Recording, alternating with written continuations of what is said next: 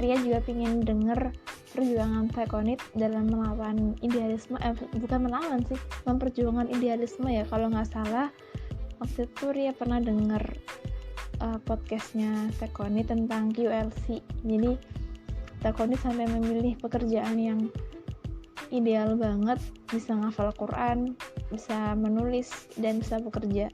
Tapi memang tantangannya di materi, mungkin waktu itu belum bisa dihasilkan banyak, sampai Taekwondo sendiri pernah makan 1 kurma ya katanya. Nah itu gimana sih Teh bisa seperti itu? Maksudnya sekuat apa mental yang Taekwondo bangun sampai memilih kondisi seperti itu gitu, sampai memperjuangkan idealisme seperti itu.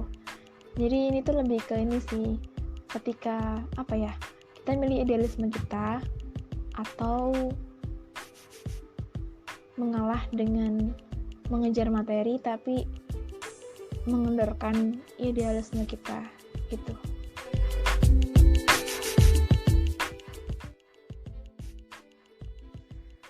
Semangat apa yang melandasi kenapa bisa seidealis itu? Sebenarnya semangat pengen bisa meniru kehidupannya Rasulullah sih.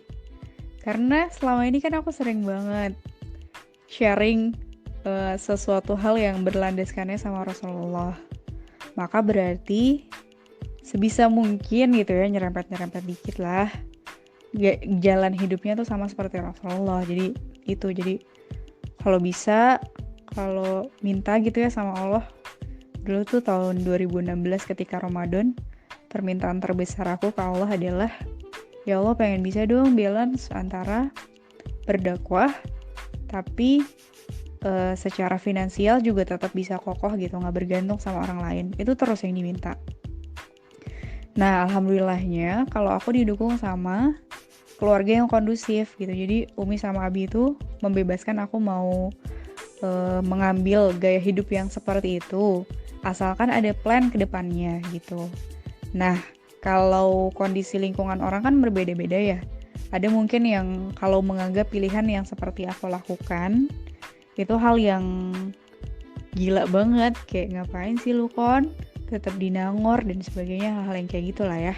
Nah ketika berarti lingkungannya kayak gitu, berarti harus pinter-pinternya kita untuk menjelaskan kenapa sih harus milih pilihan yang seperti ini gitu, nanti kedepannya akan seperti apa. Nah itu tuh harus rasional untuk mereka. Kalau dulu walaupun aku istilahnya ya jauh banget lah dari materi, tapi dulu tuh punya plan gitu. Dulu tuh sempat kanan studio ternyata nggak profit, akhirnya bisnis buku kan dan sebagainya dan seterusnya gitulah ya. Nah alhamdulillah akhirnya mulai ada tuh jalan keluarnya gitu, mulai tetap bisa stabil finansialnya tapi tetap bisa juga beraktivitas dengan ideal seperti saat ini. Jadi penting juga sebenarnya untuk merencanakan gitu. Kalau misalnya mengambil pilihan yang idealisme seperti ini, kira-kira gimana caranya sih ke depannya tetap stabil juga secara finansial. Karena salah juga kalau idealis tapi ternyata